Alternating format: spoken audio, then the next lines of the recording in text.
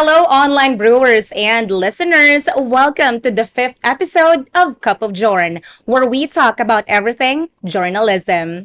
Also, a big shout out and a big thanks to Salingan and Respond and Break the Silence Against the Killings, or Resback, for allowing us to rent this beautiful place. Now, of course, if you want to rent out their space, do not hesitate to contact Silingan or Resback here at Cubao Expo. Now, ako si Julia Valles Catabada para sa ating Cup of Jorn Mobile Journalist on the Frontline. And dito, pag-uusapan natin ang istorya ng pagsubok at danas, katapangan at katatagan ng isang alagad ng media. So, ready na ba kayo? Because our speaker for today is a seasoned mobile journalist kung saan nagva-vouch siya for human rights, especially for farmers.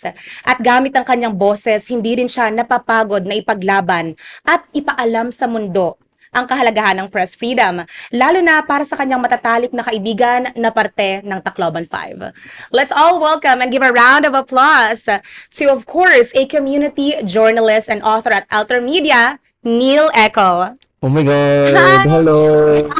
Paano yung pagbati natin? Hello, online listeners! Hello, online brewers and Hello, listeners. online brewers! Nakapagkape na po ba ang lahat? Yes. Kagaya namin. Dapat Dito sa ready Silingan naman- Coffee. Exactly. And ano ba tong in-order natin?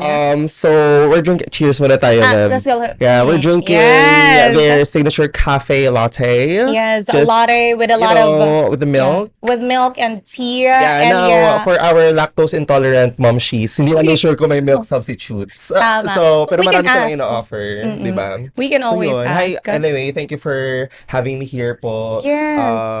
Sa mga masisipag na estudyante ng PUP. So, dapat makauno kayo dito. Dapat lang. Shout out to our professor. Hi, we're on episode 5, right? Yes, Kaya we 5 are on episode 5. Hindi biro ang mag-produce ng podcast. So, Exactly, thank you for having me. And, let's Let's play. Gusto ko yan. Yes. Pero yes, so how are we feeling for today naman? I don't feel any pressure.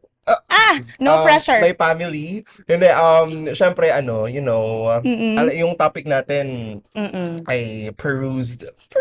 I saw the talking points, diba? So, mamaya Yes. medyo may mga heavy topics talagang pag-uusapan. Pero, Totoo. very relevant din kasi syempre, lived experiences to ng journalists sa kabuuan. Hindi ko lang personally. Hindi lang natin. So, pero handa naman tayong harapin ang kahit anong hamon na minumudbod sa atin ng lipunang ito. Tama. And I like na yung attitude and yung mindset natin. It's already giving. Simula pa lang ng episode. Yes, fight agad, diba? Yes, fight. Ay, ngayon naman, I know that for you, this is like our first meeting. Pero personally, this is not. Kasi we actually met you before. You probably don't remember it kasi we were covering something on May 2. If you could remember, that was one day before the World Press Freedom Day. Kung saan doon sa UP DAPI, the members of the media, they were like, kinokondena nila yung patuloy na pag-atake sa mga alagad ng media. Now, you actually gave a speech then. Oh. Yeah, so every time you give a speech, about press freedom, ano yung gusto nating sabihin? Like, ano yung intention The natin? core message. Yeah. Ano nga ba? Well, in that context, kasi nga, pre-activity for the May 3 World Press Freedom Day. Pero, when we talk about press freedom, for me personally, it's one essential element. Kumbaga, key ingredient siya sa putahe ng human rights as a whole. Fundamental to our basic rights as a human na pinapanganak supposedly dapat with dignity afforded to us. Karapatan natin magkaroon ng dignidad. So, yung press freedom, isa siyang elemento doon sa pinaghalo-halo na yun kasi kung wala kang kalayaang magpahayag, 'di ba? Hindi ka malayang ipaglaban yung karapatan kapag napagkakaitan ka o kapag nakikita mo ng talagang sobrang laganap ng injustice sa mundo. Yung pag-uphold ng press freedom at yung pag-assert ng press freedom natin ay hindi lang ng journalists, pati ng kahit hindi ka pumasok sa media, press freedom concerns you, 'di ba? Kasi your freedom of expression, 'di ba? Ganun yung matalamak na ano, pero we use it for social good, no? For the good of us everyone. all, for the benefit of us all. Yes. That's the message. That's the core, baby. Yeah, and I love that na yung core, it all boils down to human rights. Press Yes. freedom, it's a main ingredient, but at the end of the day, everyone, everyone actually needs that human, not needed, kasi it is our birthright, Oh tulad yeah, nga ng diba? sinabi mo. Deserves. Yes, that's it. Mm. That's the word. That's served. Deserved. Yes.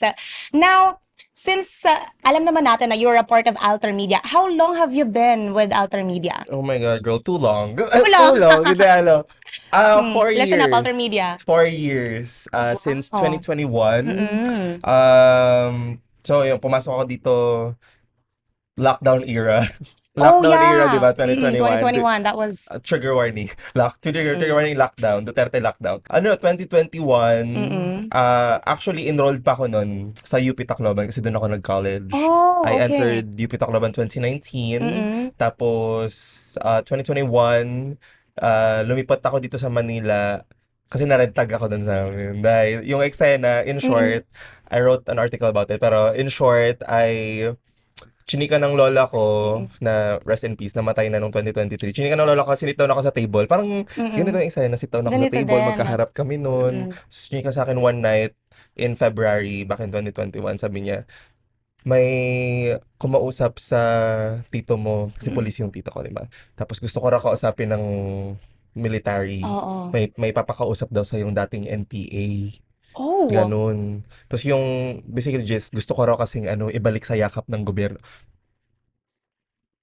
okay. Corny as, Mm-mm. corny Yeah. as, ganon. So, Mm-mm. yun yung basic sinabi. Tapos, yeah, and since, kasi nung panahon na yun, nag-lockdown, tapos Duterte, Yeah. tapos, like, a year prior, yung friends ko sa Tacloban, pinakulong, di ba, 5 activists, Yeah. si Ate Frenchie, community journalist. So, Mm-mm.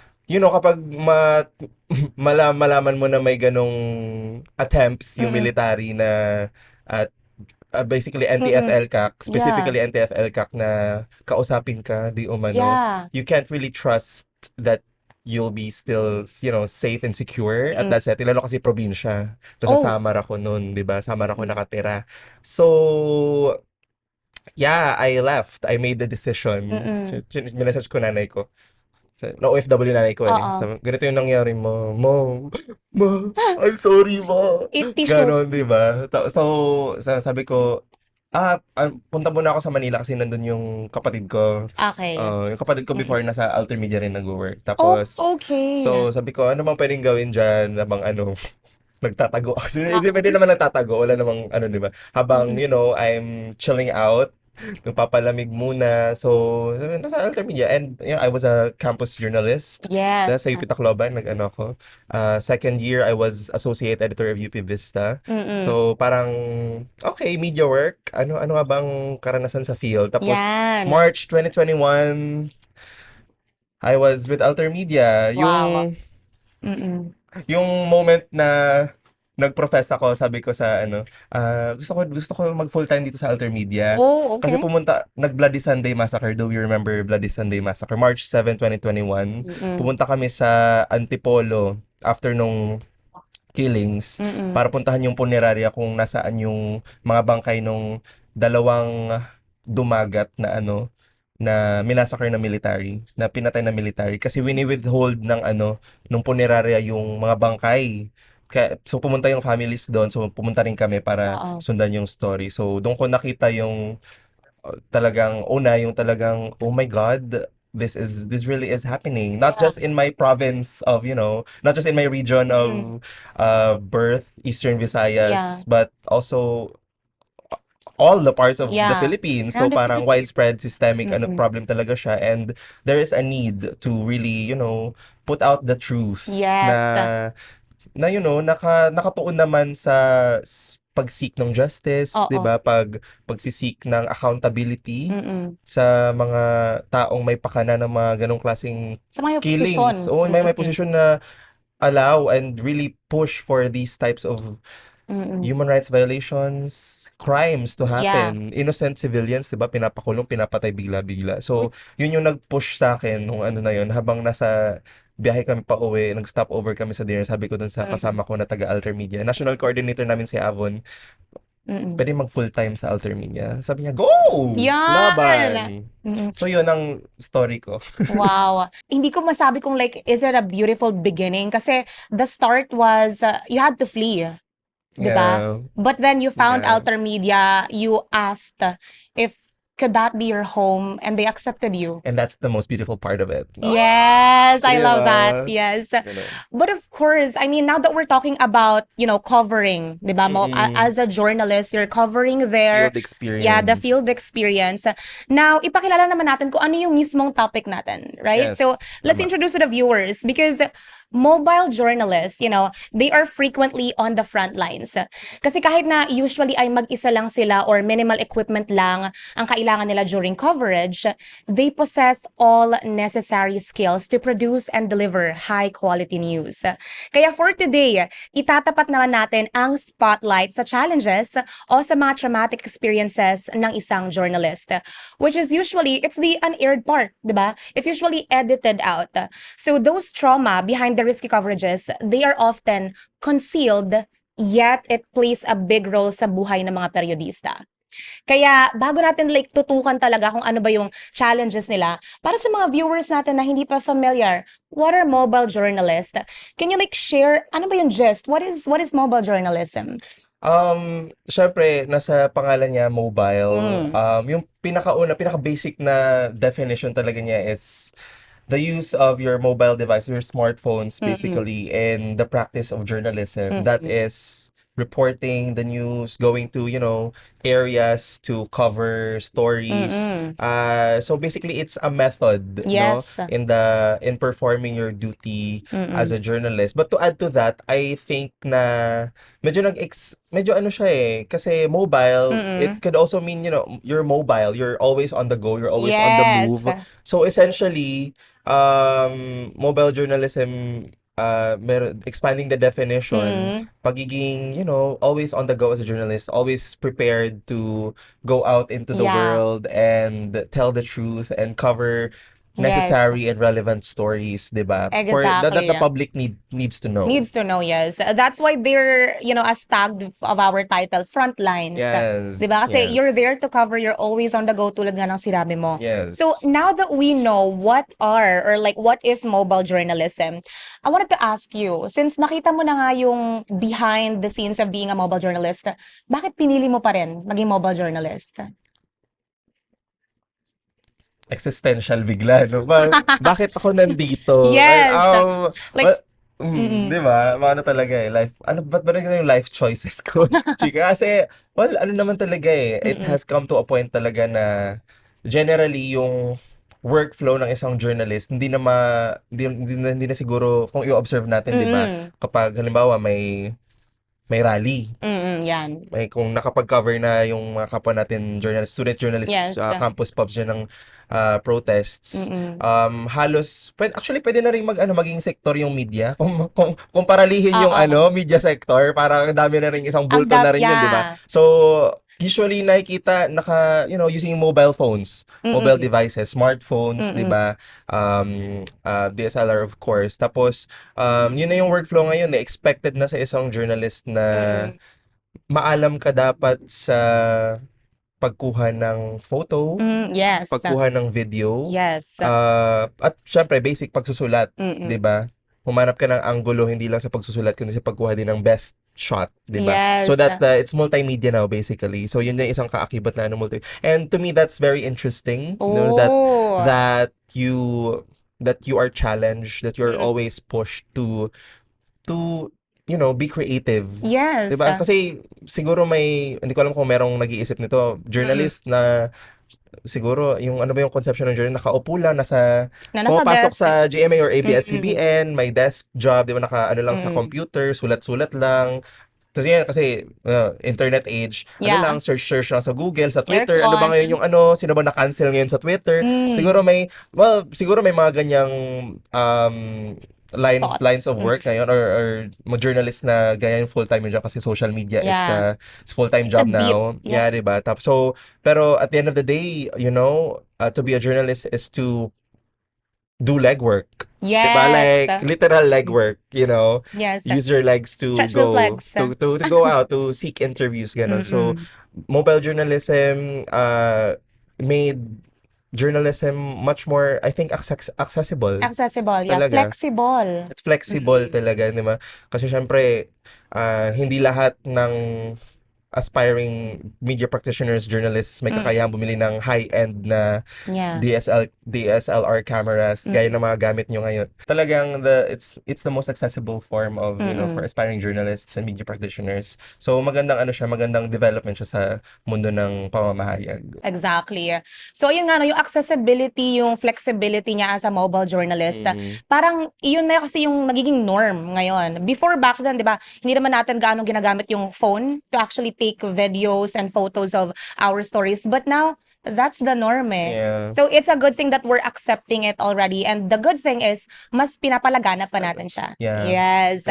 Pero dun sa mga syempre, yung mga sa mga kina-cover din namin na types of stories Mm-mm. as mobile Mm-mm. journalists. Kasi, Yeah. di ba, essentially lahat ng mga news producers sa Altermedia, mobile journalists din. So, maganda talaga siyang kasi kaya lang yung other flip side nga niya, gaya ng nakwento ko kung paano ako nag-start sa Altermedia. Yeah. Actually, yun na yung unang yung Unang coverage mo unang agad. coverage ko na talaga. Like, syempre, kinakausap yung relatives ng di ba? Tapos, kukuha ng quote sa kanila, tapos gagawa ka ng threads. Yeah. Yung pinakamadaling form of, short form na reporting Ang mobile tour ngayon. niya. Titweet mo to as a Yeah. thread, Thread. di ba? Tapos, yung talagang i-feature mo yung hinagpis nung relative. So usually naman kasi alternative media yung Altermedia, 'di ba? So yung kina-cover talaga naming stories ay rooted sa grassroots issues, sa Yeah. community-based issues, sa sectoral issues, no? At the end of the day, what we really want to do is to help provide solutions to Yeah. these problems, to help seek justice for mga biktima ng inustisya, ganun. Yes. That's really nice to hear. Now, napakita natin kung ano yung magandang implication ng mobile journalism. But let's dive into the challenges. So, what are the challenges? You know, like as a mobile journalist, like mostly ba mag-isa kang nagko-cover? Well, yes. Yeah. Ganun din talaga, no? Kasi the expectation right now nga is kaya mo nang gawin lahat. Yeah. Kung ikaw ay All in papasok one. sa isang newsroom, all in one ka na talaga. Kaya mong, di ba? Kaya mong pumunta, mag-landing sa isang area, tapos, ready ka na. Yeah. Hanap ka na, no? Nakaganon ka na. Naka-live stream. Yeah. Chika live stream pala, no? So, yun yung expectation at yun din naman talaga yung practice sa Altermedia. Ever since pumasok ako, hindi pa ako pumapasok, ganun yung practice. Kasi, well, sa context namin, konti lang naman kaming doon, like full-time news around, kung sa nagpo-produce ng news, Yeah. 6, 7, like na ganun yung focus na The beat. work, ganun, 'di ba? Yung iba sa administrative side ng sustaining the Okay, office, yeah. essential din. Pero yun, so talaga dapat kapag pumasok ka sa Altermedia, ka na. You know, you are equipped with Yes. you're The capable of doing those things. So, yung isang struggle din talaga. Yes. Pero, hindi isinasaalang-alang or hindi kinakalimutan yung Oo. yung security mo. Kasi mahirap din mag-isa ka lang tapos pupunta ka dito sa area na halimbawa out of Metro Manila. So, dapat talaga may special consideration din sa security Yeah. na mo bilang isang media practitioner because, depende sa type of story na kina-cover mo, you might encounter sa masasamang mga elemento, mga maligno on your way Tabi-tabi po. to performing your duty as a journalist, as a truth teller. Yes. So isang malaking challenge din 'yon. And of course, syempre may talaga minsan may limitation talaga, or I guess frustrations din kapag limited yung Equipment. yung equipment mo, 'di ba? Kasi at the end of the day, we want to put out the best possible output, 'di ba? Yeah. With the best possible quality, technical technical aspect man yan or whatnot. So, I guess ako personally naranasan ko na yun na parang, Yeah. oh my God, ba't di ako nagdala ng matinong camera dito? Ba't wala akong Oh, dalang tripod dito? Ganon. So, yeah. sayang. So, may mga moments na gano'n talaga. Sayang, mas maganda sana yung nalabas kong Output. report Mm-mm. or output kapag may mas magandang equipment ako. Pero at the Mm-mm. end of the day, the best equipment the best equipment for a journalist is the one that is readily available to you. That's one Yes. key point na I think mobile journalists would agree with. Mm-mm. I love that. So parang sinasabi natin na yung limitations, it actually brings out the creativity. It's because Ah, you oo. really have to find, ways to Mm. really maximize your Yeah. ano, 'di ba? And you have to parang ano lang to, drag race, 'di ba? Na ano, mga pag magde-design challenge ka, tapos Yeah. hindi ka marunong magtahi, gumamit ng Oo. sewing machine, hot glue, Ah, 'di ba? yes. Ganun. Yung magkahanapan mo talaga ng ano, ng ibang paraan para magawa mo pa rin yung ano mo, yung tungkulin mo. I love that. Now, ang ganda kasi iba't iba yung challenges na kinaharap natin. And sa 4 years mo sa Alter Media, if you could pick one, what was like maybe the most traumatic coverage that you had? Oh my God. Okay, trauma dumping time. Yes. Um, Pinaka-traumatic. Siguro, oh my God. Well, na-mention ko kanina, di ba, sa Mm-mm. introduction din, five of my friends, when I was in Tacloban, studying in Mm-mm. Tacloban, I met them. Tapos pinakulong sila under the Duterte Mm-mm. administration, kasi part ng anti-insurgency campaign nila, yung Mm-mm. NTFL kakagawain. So, talagang may bigat doon na Mm. hanggang ngayon is I have to face Oo. kasi hindi pa tapos yung kaso eh. Oo. Nandun ba isa doon si Ate Si Ate Frenchie. Si Ate Frenchie. Frenchie may kumpyo na actually colleague din Mm.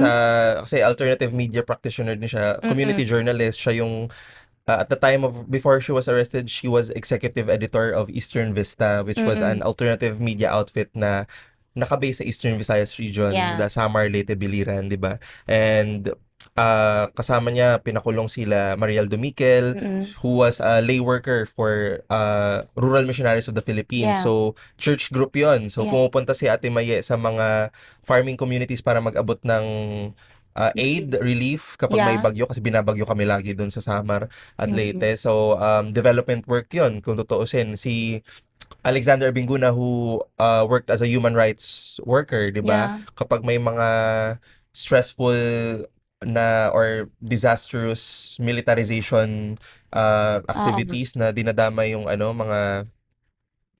na navi-victimize yung mga magsasaka. Yes. Si Kuya Choco yung isa sa mga first responders doon. Oo. At si Marisa Cabalhao, si Ate Oo. Mars, Ate Mars. survivor of Super Typhoon Yolanda. Wow. And uh, after Super Typhoon Yolanda, a few months after, binuo yung organization na People Surge, Yes. which was the organization formed by Mm-mm. survivors of disasters, di ba? Mm-mm. Climate-related disasters. And continually yung work niya yun, nagsisik siya ng ways para mas ma-equip yung communities Mm-mm. doon sa amin, sa mga isla namin to better prepare for typhoons at yung Yes. relief mechanism. Yung hindi kapag lugmok na kapag marami nang namatay saka lang Tsaka activate lang yung government, yung 'di ba? Saka lang sila magre-respond. Ano yung steps prior to a disaster na pwedeng kunin? Yun yung work niya, 'di ba? So that's Mm-mm. very relevant sa Yeah. context ng region namin. At si Ate Mira Lehion who Oo. was a staunch student activist, former um student council chairperson sa UP Tacloban, and then Okay. turned campaigner for Bagong Alensa Makabayan Eastern Visayas, Mm-mm. lobbying for policy within the city, Mm-mm. talking to legislators doon para kahit papaano 'di ba may immediate na policy change na Mm-mm. nagbe-benefit yung doon, mga taga Tacloban, mga Oo. taga Eastern Visayas region. So, 5 sila pinakulong sa February 7, 2020. That's 5 years ago. All Yeah. cases are still active. Si Mm-mm. Frenchie, si Mariel, si Alexander, they're still behind bars in Tacloban City. So, Okay. Mm-mm. regularly kasi patuloy yung mga hearing, 'di ba? Yeah. So, kasi doon din naman ako galing. So, parang it follows na ako yung pupunta doon para, syempre, di To ba, cover. parang ano ko na din, personally, yun na rin, parang ano ko na, duty ko na rin, kumbaga, di Oo. ba, na to to see to see the case through, di ba? And Mm. to really campaign for their, na ibasura na to kasi, well, I knew them personally, di ba? Yes. So, hindi man ako iharap sa korte, I can attest to their character talaga na absurd na At least maglalagay sila ng kaso. ano, o yung mga kaso, kasi yung kaso illegal possession of firearms and explosives, Oo. na may granada na sa ilalim ng unan nila, Mm. ganun. Katabi nilang ano, sa pagtulog, mga Yeah. firearms, mga handgun, ganun, di ba? Tapos, so absurd talaga. Yeah. Absurd talaga yung mga kaso. Tapos, dadagdagan pa ng kaso sila Ate Frenchie tsaka si Ate Mariel ng Mm. terrorism financing. Mm. Nga like, Well, finance. 'di ba? Mm. So, wow, may pera pala Oo. sila, 'di ba? So, sana hindi sila nagpapakahirap sa ano, Exactly. sa line of work nilang Mm. unpaid naman at the end of the day, 'di ba? Mm. Kasi it's not a paying job to be a community journalist, no? You Yeah. and an activist, 'di ba? You Yeah. really do it for the principles. Yeah. You With your really do it, passion. yeah, the passion, and because, at the end of the day, you realize that it's necessary to do these Mm. things, 'di ba? Kasi kung hindi ngayon at kung hindi tayo, sino pa at kailan pa, 'di ba? So, ito Mm. talaga yung isang mga mabibigat na Mm. kinakaharap kong ano na syempre every time I go Mm. back to Tacloban kasi I've come to know the city well. Alam mo yung parang ano, kapag lalakad ka sa downtown, oy, dito, Oo. hala, kumain kami dito, Oh, the nagkaraoke kami dito. So, memories. the memory is coming back na mabigat man siya, it's also, the driving force Mm. for me to continue doing that kind of work, which kasi Yeah. necessary talaga siya. Oo. Now, since ang focus mo nga is, ayun, sa Tacloban 5, what kind of coverage do you do? Like, do you go to trial? Or what do you do? So eto na nga, eto na Mm. yung eksena ko doon, kasi usually yung hearings nila Mm. Ate Frenchie Mm. nakaset on Mondays. Hmm. So Sunday ng umaga lilipad Oo. na ako. Punta na ako na iya, lilipad na ako doon. Wow. Get settled, try to and prepare for the coverage the next Mm. day. Tapos umaga, mga Mm. 8 a.m., punta na ako sa court, Mm. abangan ko sila. Dumating na nakasakay sa BJMP car, 'di ba? Oo. Tapos, 'di ba? Yun din yung isang ano, yung kailangan mong harapin early in the morning, wala ka pang kape, 'di ba? Na makikita mo nakaposas yung friends mo, 'di ba? And before naka ano tawag doon, naka full battle gear pa sila. So Oh. yun, tapos ngayon tinanggal na kasi 'di ba absurd, ang liliit nilang Oo. mga tao tapos nakaganon. Tapos papasok na kami sa courtroom, magsisimula yung Mm. trial. I have to sit through Mm. the trial. Wala pang kape, 'di ba, early in the morning. So pakikinggan ko yung ano, line of questioning ng Mm. prosecution, kung paano sumagot sila Ate Frenchie na Oo. they ate, they Yes. slayed the line of the answers Yeah, that exactly. they gave. They really, testified to their character, to their work, na Mm. walang nahanapang butas yung na pwedeng sabihing mga terorista tong mga Oo. babaeng to na Mm. nagsilbi sa mamamayan. So, afterwards, after the hearing, ano agad, phone. Okay. Oo. So, syempre Sulat na. magvi-video tayo dun, di ba? Mm. Pagdating nila, tapos paglabas nila, i-video natin yun. Tapos, Oo. sulat na tayo. Yung pinaka-immediate ay social media update, di ba? Sa Yeah. Facebook, Twitter, Instagram, ng Alter Media. So, gagawa natin yun ng quick update sa gano'n. Yes. Sa paano yung naging takbo ng kaso, Mm. ano yung mga tinanong, ano yung highlights. Usually kasi yun Oo. talaga yun talaga yung hahanapin mo din kapag Sa case. sa trial, 'di ba? Kapag ano Yes. yung start na pwedeng i-quote, 'di ba? Oo. Na oo. So yun yung takbo ng ano. Mm. And then kung mayroong kasi usually din kapag sa ganun may opportunities for interview Mm. with the lawyer. So Yes. pwede rin ginagawa rin namin 'yun. I Ganun. see. Okay. Now, how did you feel, like while covering the case? Or maybe the right question is, how do you maintain professionalism? Kasi you're personally attached to the people that you Mm. cover. So how do you maintain the professionalism between that? Walang gano'n. Walang ga Chika. Walang gano'n, te. walang gano'n. Oo. Babaklaan kami. May nakaposa silang dalawa, ginaganon-ganon. Chika Okay. lang, hindi Old nga pwede, times. hindi, kasi may mga guard eh. Mm. Like, ilan ba? Halos 10 mga at least 5, Oo. 6 na jail guards na naka-long Nakagarda sa kanila? Oh, firearms, oh, 'di ba? wow. Tapos ine-escort sila papunta sa court tapos pabalik. So Mm. parang um syempre nga kasi Ah, may friendship na nabuo na. So parang ano mm. talaga may moments talaga na parang hi, hello, na gano'n You're na o nga excited. nagvi-video nga ako, nagvi-video ako tapos dumaan sila Ate Frenchie tapos Ah. humarap sa akin sa bye-bye Neil.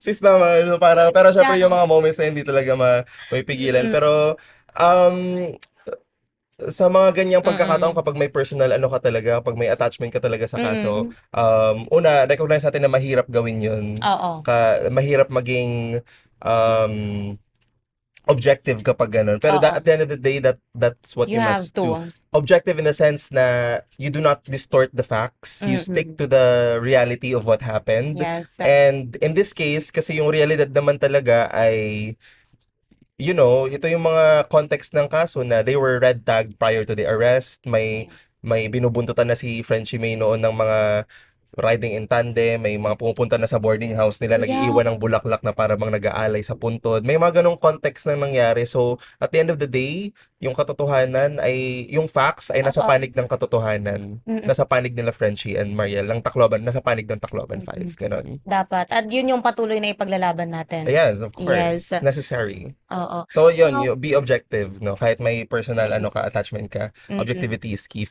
factuality is key. And exactly. context, yeah. Context, objectivity, professionalism, yun pa rin talaga, uphold pa rin natin yun. Yeah.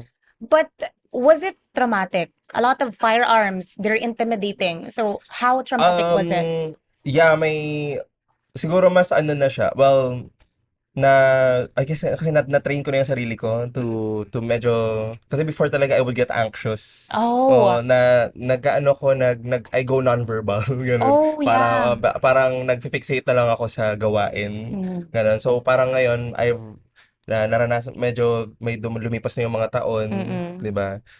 Natutunan ko nang i-manage yung para Oo. um, hindi ako magmukhang robot kapag nandun, Oh, 'di ba? Parang yeah. chill vibes, And actually, it's been 5 long years na yung Mm-mm. case ngayon, yung ganong klaseng at ano na, Oo. halos isang taon akong pabalik-balik ng Tacloban to cover everything. Ay, hindi nga lang halos eh. More than mga 2 years siguro balik-balik ng Oo. Tacloban. Yung pagod na lang din siguro Yun na na lang na talaga. parang ano ba naman 'to? Ganito pa rin yung nangyayari, parang Konti gano'n. na So, parang naman, ah. pagod ka na sa lahat. So, parang ano na 'to, Mm. so parang may rage na rin na na Oo. parang, "Tama na, itigil niyo na 'to," gano'n. So, parang yun na talaga yung Mm. sumasapaw sa, anxieties Yeah. na kapag nakikita mo may long firearms. Tapos may Oo. rin talaga, kasi kapag nandun sa court, Yeah. nami-make sure yung ilang mga minsan naka-plain clothes, 'di ba? Oo. Pero alam mukhang police o Oo. intelligence official or kahit yung mga jail guards mismo talaga na pinipicturean yung mga tao doon, Mm. yung family, yung relatives, yung lawyers. Alam mo, nahahagip din ako kasi Mm. medyo may katangkaran ako, Mm. mahirap akong iwasan, hagip sa frame, 'di ba? So, malamang may ganong Kita ka rin, talaga. may ganong danger din 'yun kasi 'di ba Mm. paniniktik 'yun kung tutuusin. So, mas ganun ko na siya na manage, ganun. Oo. Rage and talaga yung knowing na the fight is just. Yes.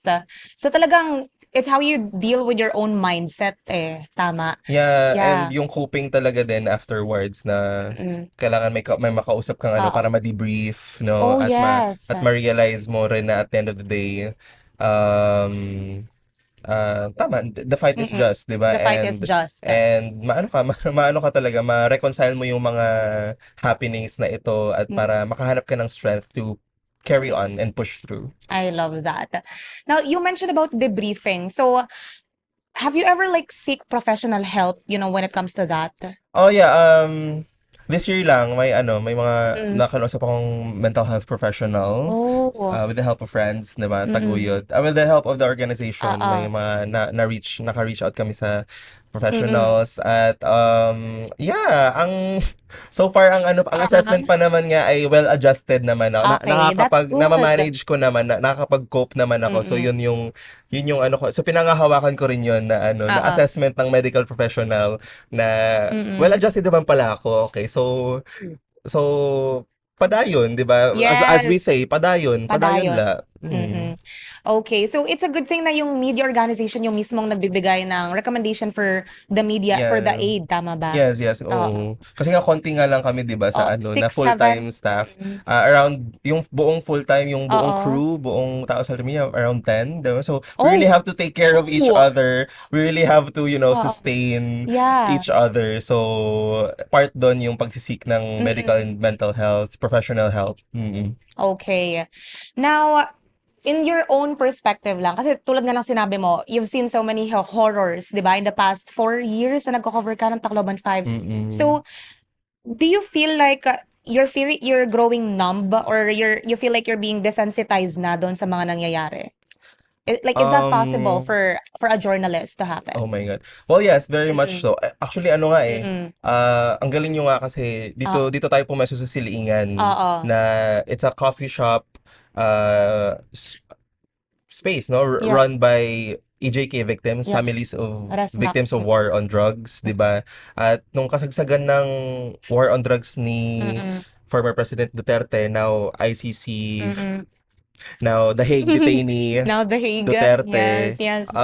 yung journalists sa panahon na yun talagang babad sa horrors na Mm-mm. pupunta ka sa area, photojournalist halimbawa, Mm-mm. pipicturan halos kada gabi, 5, 6 na Oo. bangkay, Mm. tapos may nakatali, naka-packing tape, mas nakasulat, Okay. "Wag tularan, pusher ako." Mm-mm. Now, it's come to a point na naglalabasan na yung ilang journalists, for Mm. example, Rafi Lerma, 'di Yeah. ba na hindi na makapagtimpe sa sa dinanas Oo. nila ng mga kapwa niya journalist nung na Mm. trauma, second hand trauma na na umabot na sa punto na na-desensitize na. Kasi Yeah. parang ano na lang, parang numb, no? Kasi Yeah. tapos naghahanap ng siguro unhealthy coping mechanisms, 'di ba? Mm. Umiinom, nagyoyosi Yeah, naging bisyo. magbibisyo. Oo. So umabot sa ganong point. Mm. So it's very possible na kapag babad ka sa continually sa traumatic na mga type of beats, Mm. type of coverage, Yeah. maaring umabot sa ganong punto. At Yeah. delikado 'yan kasi you lose, sense of Yeah. possibly you lose your sense of security, your Oo. self-preservation kasi nga numb Mm. ka na, 'di ba? So parang Yeah. pati may isip mo sarili mo, ay okay na 'to, wala nang ano. Yeah. So Okay na 'to. baka gumawa ka ng mga desisyon na hindi mo kino-consider yung safety mo at Mm. yung safety ng grupo na kinabibilangan mo, your Yeah. fellow journalists also. So that's very possible. Now, personally, may mga moments na may mga mental health Mm. moments talaga ako na pinagdaanan na kasi syempre aside from covering yung Tacloban 5, yung entry ko nga 'di ba dito ay Oo. sa mundo ng media is covering, the aftermath of a massacre, Yeah. talking to victims The of family, families. tapos Mm. ano pa ba, conflict reporting din kung Oo. tutuusin yung covering protest actions na kasi may mga dispersals, 'di ba? So Yeah. minsan makikita mo yung mga tao doon duguan kasi na ano, 'di ba, pinapalo ng mga pulis. Wow. Ganun. And one time talaga, may moment din nun, nasa Apari kami. Tapos, Oo. mag-mercy, mag-humanitarian mission, magka-cover kami dun kasi pupuntahan yung isang area na Mm. victim na, community na nabiktima ng aerial bombing ng military. Oh, Hindi kami nakapasok kasi hinarang mga we yung mga suspect media? Mm. yung delegation Okay. kasama kami sa caravan na yun. So Okay. hinarang yung suspicion namin NTF-ELCAC kasi Oh. yung mga banner doon, mga ayaw namin sa mga komunista or whatever. So Mm. parang, wow, okay. So, and then the night after nung failed na entry namin sa Mm. community, yung isa sa mga kasama namin, inattempt na i-arrest si Agnes Messina. Kasama niyo siya? Oo, Oo. si Ate Agnes Mm. na coordinator siya ng Makabayan Coalition sa Mm. Cagayan Region eh. So, Oo. yun. So, nandun kami. So, syempre, gagawin namin yung trabaho namin, i-cover Yeah. namin yung nangyayari. So, dumating sa point na pati kami na may mga na may mga press ID na kami noon, nilupitan kami ng mga pulis doon. So, parang pinicturean yung ID ko, 'di ba? So, parang Oh. tinakot-takot kami doon. So, ganun. Nasabi nga nung kasama ko kasi nagvi-video ako, hawak ko yung camera, to siya yung Oo. naka-live stream sa page namin. Nakaganon ako, so focus ako, kinukunan, dapat kasi makunan 'di ba yung nangyayari, Mm. kaganapan. Tapos, sabi niya, according to her, hahablutin na raw sana ako ng pulis sa likod. Kaso hindi ako mahablot kasi ang laki ko raw. Tsaka, Okay. Thank God. tsaka ang laki, at tsaka ang likot ko, ganun. Oo. So ganun yung mga eksena, di ba, na ma-realize mo afterwards, oh, may nadala ka ng adrenaline, ganun. So, medyo yung rational, yung ability mo to think rationally, namamadal din kapag may ganun na. So, it really helps talaga to find a group to debrief with. Para, kasi Yes. kailangan mong ma-rationalize yun at the end of the day at ma-reconcile mo yung turmoil sa Mm-mm. emotion sa isipan mo. Mm. Um, at Mm. matulungan kang makabangon muli, 'di ba? And rest Dapat. is very important Yes. aspect of, kasi mababurnout ka, Mm-mm. matutraumatize ka. So it's important to take time to rest Yes. talaga. I love that. Now, maybe let's like jot it down. If you were like the head of a media organization, ano sa tingin mo yung Huwag na. ay wag na lang, wag na Joke lang. lang, Uwi joke na lang. lang tayo. If I was Yeah, the head of the the head. media organization. So ano sa tingin mo yung kailangan i-implement para sa mga risky coverages like what you mentioned? Yeah, dapat talaga programmed siya eh. Dapat Mm-mm. talaga, alam mo, for halimbawa, mga fresh graduates or kahit sa Okay. internship program namin Yeah. ngayon kasi Mm-mm. we're always accepting interns. May mga bagong pasok na interns ngayon sa Alter Media. And part talaga ng orientation sa kanila Mm-mm. before they start, covering everything Mm-mm. is una, pag-alam sa line of work ng alternative media, Mm-mm. specifically bakit ganito yung mga issue na kina-cover at Mm-mm. ano yung kaakibat niyan, what are the dangers posed then, di ba? And Yes. yung Mm-mm. existing na security Yeah. protocols na meron ng Alter Media, Yeah. meron na kaming in-establish na National Security Office, no? Kasi yung Oh. Alter Media, binubuo siya ng uh, individual outfits na based sa Cordillera, sa Mm-mm. Bicol, so regional, hanggang sa Mm. Davao, sa Kabisayaan, nandun. So, dapat may ganong mechanisms din. Kung ako yung masusunod, tama Oo. yan, tamang decision yan. At That's nice.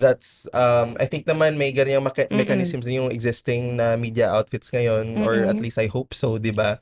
Na protocols. And of course, meron kaming mga legal experts na Yun. allied din Mm-mm. na kailangan din yan kasi hindi mo alam kung anong klaseng attack yung makukuha mo as a journalist kung Yeah. trumped up cases ma yan o cases Mm-mm. ng libel or cyber libel na gamit din versus against journalists, no? Yeah, So that's dapat it. may sa legal aspect meron din aside from securing security protocols Oo. at yun din programs din talaga na kailangan din talaga mag-implement ng uh, parang mechanism Mm-mm. for after heavy coverages, Mm-mm. debriefing. Mm-mm. Yung sa amin ginagawa namin, Oo. practice namin talaga, mas peer counseling eh. Kasi nga kami yung nandun, so Yeah. kami yung nagdadamayan. So parang ano talaga, chikahan, siguro Yes. over dinner, Ay, ganon. wow, over Kung dinner. may budget na, kung nakapag-ipon, pupunta sa beach, Oh, ganon. yes. Sa Dolomite Beach. Ay, Ay, parang mas nasira parang, yung parang wag na mas lang. nasira yung mental health. Oo. Mas na-trauma rin. So, parang, ganong mga mechanisms yung readily available sa amin na, Mm-mm. at yung kagandahan din kasi experience, kailan ba yun? Anong When? March, nung dinala si Duterte sa The Hague? March Yes, yes, yun, di yes, ba? around that. So, around that time, Nag-celebrate nagkataon, kayo? well, yes, Oh, pero, yes. around the same time, may inorganize yung, Mm-mm. PCJ, at saka, Okay. I think with support from IMS and CHR, Okay. na parang parang retreat ng Oh, journalists wow. na-terrorize ng Duterte administration. Hindi siya Okay. sadya Mm, na tiniming siya pagkatapos oo. makulong ni Duterte at padalhin sa ICC. Yeah. Hindi siya sadya. So may ganun lang initiative yung na pinush through yung Oo. iba't ibang media groups na Yes. pumunta kami sa Antipolo for sa isang retreat place doon. Antipolo. Tapos yun, nag-usap-usap kami, journalists and human rights Mm-mm. workers from different organizations Mm-mm. na may shared na trauma, may shared Oo. na no baggage, Yes. ay nag-usap-usap. Tapos maraming nabukas na conversations I love at that. um may healing na nagawa na at unities na formed I na love hopefully it. ma-replicate yon at marami pang media practitioners at human rights workers, civil society Mm-mm. organization members na may bit din na sana May yun, baggage. may baggage sana Yun din yung isang Yeah. kagandahan, yun din yung isang marirecommend ko na yung mga different organizations Oo. na nakaranas ng same force of attack, same, Yeah. same, same damage, Mm. ay banding together, Mm-mm. uniting, no, para mapuksa yung root causes talaga in the first place. Kasi nangyayari pa rin siya hanggang ngayon eh. Yes. May war on drugs pa rin ngayon, may mga journalists pa rin na talaga nabababad sa mga traumatic na Mm-mm. mga coverage, no? Nakaka-damage talaga ng mental and emotional well-being. So, ganun siguro yung ano ko. Kung ako yung masusunod, That's nice. yun yung gagawin ninyo. Yeah. Nakakatuwa na it all falls into place eh. 'Di ba? So ngayon naman, since now that we know kung ano yung kahalagahan nito with us, for the media people, ano naman yung kahalagahan na pinag-uusapan natin to for the audience? Like, why do they need to know about this? Hindi ko rin alam. Ay, actually, syempre, Hmm. kasi, ano na eh, well, kasi nasa mundo tayo ng social media. Mm-mm. Siguro maganda rin na as part of an attempt for media literacy Mm-mm. na saan nanggagaling yung mga nakikita nating na-absorb natin, kinukonsumo nating mga news, Yeah. 'di ba? Sino-sino yung mga tao behind the reports at ano Yeah. yung kinakaharap nila, 'di ba? Halimbawa, merong mga kasi isa sa mga pinakamainit na issue ngayon, yung mga sa West Philippine Sea. So may Mm-mm. mga journalists na sumasampa talaga ng barko ng Coast Guard para Oy, pumunta oo. doon. Tapos babanggain ng Chinese vessels, gano'n. Tapos makikita yan ng publiko. So siguro it's also good to consider the context behind the production of news. Yes. And party doon yung siguro yung isang point no na gusto nating malaman Gustong ipaalam. ng general audiences, no, Mm. consumers of media and Yes. news content. At siguro ano rin eh, maganda kasi alam mo kung magbabalita ka ng traumatic incident kapag Mm-mm. uh, mga heavy stuff, Mm-mm. may tendency rin kasi I think na maibigay mo yung bigat at trauma sa audience Oo. mo. Kasi nga Yeah. mababalitaan mo, Kian De Los Santos, 17 years old, biktima ng war on drug, di ba? Tapos Yeah. lalabas yung mga narratives from the media na yung last words ni Kian, no, tama na po, mag-e-exam pa ako. May exam pa ako bukas, di ba? So, ikaw bilang tanggap ng balitang Mm-mm. yun, malamang may bigat din yun sa'yo, di Yeah. ba? Kasi hopefully naman we can empathize, 'di ba? With As these, oo, person. as tao sa tao, puso sa Mm-mm. puso, 'di ba? So it's also good to realize na kailangan din natin 'yon.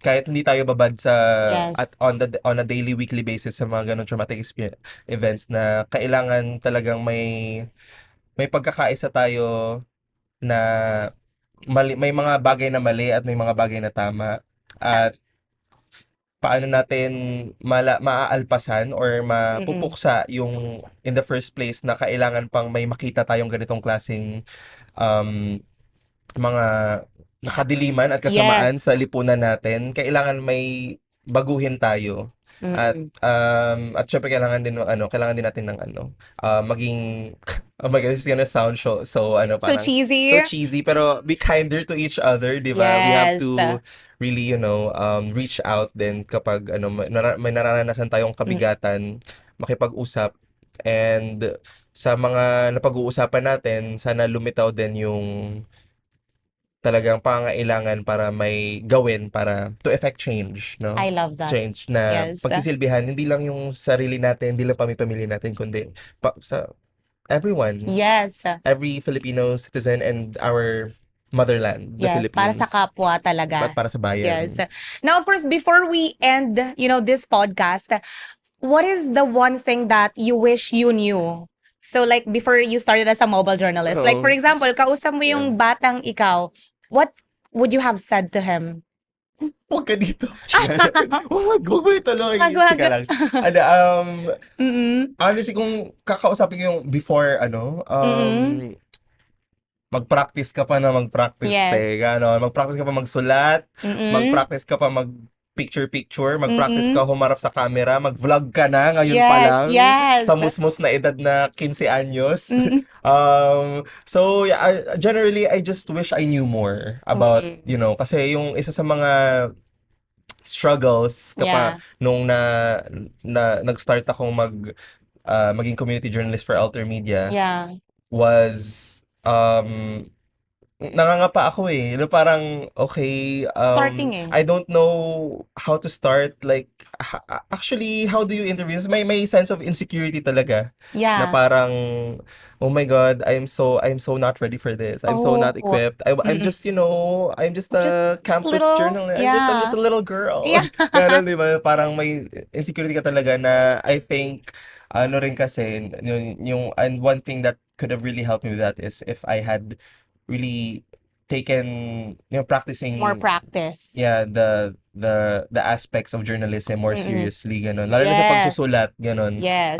Na how do I improve Mm-mm. constantly. Pero constant challenge din kasi siya eh, 'di Mm-mm. ba? Learning. Yeah, learning and challenging yourself to, kasi at the end of the day, yung lalo na para sa amin sa alternative media na comparatively sa Uh-uh. mga traditional media organizations, konti Uh-uh. pala yung reach. Like, how do we get the message out there? How do we Yes. get the alternative media angle, Mm-mm. the perspectives from the grassroots communities, from the people themselves experiencing the issues? How do we Yes. get their message out there and Mm-mm. put that into the mainstream? Na hindi Yes. naman lang hindi na lang kada gabi sa mga newscast, puro na lang saksakan, puro na lang banggaan, puro Oo. na lang sunog.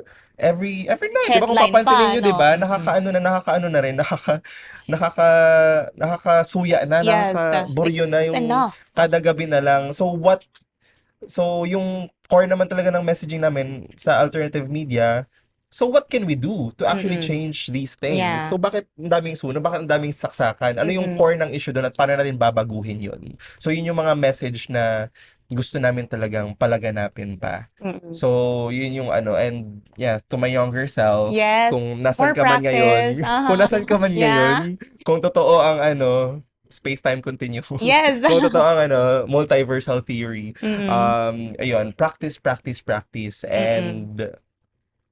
and be kind to yourself. I love that. Yes, I think Ganun talaga. that's what we actually have to say to everyone, to the aspiring Yeah. journalists lalo, Yeah, give yourself the space to Yeah. grow and the kindness, the grace to grow. I love that. So, ayun na nga po. Muli, thank you so much, Mix Neil, Echo, dahil mabigat man yung paksa natin. Aminin natin, medyo mabigat siya. Oo. Pero, Binabakla-bakla ko ng para medyo right. light-light, di ba? Pero Yes. yeah. At nakita naman natin na sa kabila nun, napakagaan pa rin na natalakay natin yung kahalagahan ng usapin sa Yes. trauma. Yeah, actually So, normalize din natin na talaga. exactly. Find the right crowd and find The right people, and the right... talk. Mm-mm. And just talk, Yes. That's why dito nga bilang mamamahayag kasi hindi talaga natin maiiwasan yung mga ganitong nangyayari. But of course, thank you dahil pinaunawa niyo po sa amin kung bakit dapat natin pag-usapan to, bakit dapat malaman ng audience natin ito. But of course, before we say our goodbye, we would like to give you a token of appreciation for being with us here today. Ayan, so pasok.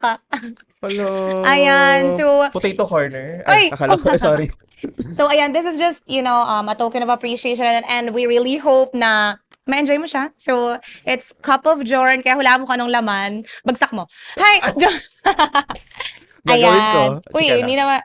Thank you so much, Yes. Kapujorn. Yes, and very much welcome. Thank you so much again. Of course, we would also like to thank, Brewsroom Studios would like to thank Silingan and Respond and Break the Silence Against the Killings or RESBAC dahil sa kanilang mainit na pagtanggap, suporta, at pagpapahiram ng kanilang espasyo. So, of course, last but not the least, a huge shout out sa ating online brewers at listeners. We hope that you learned as much as we did. So of course, if you don't want to miss out any of our posts, follow us at Brewsroom Studios on all of our social media platforms. Once more, this is Julia Valesca Tabada and this is Mix Neil Echo Yes. Yes. Saying goodbye. saying goodbye. Hello. Thank you, guys. Yeah, thank you so much, everyone. Yes, this is Cup of Jorn. This has been the 5th episode. See you on our next one.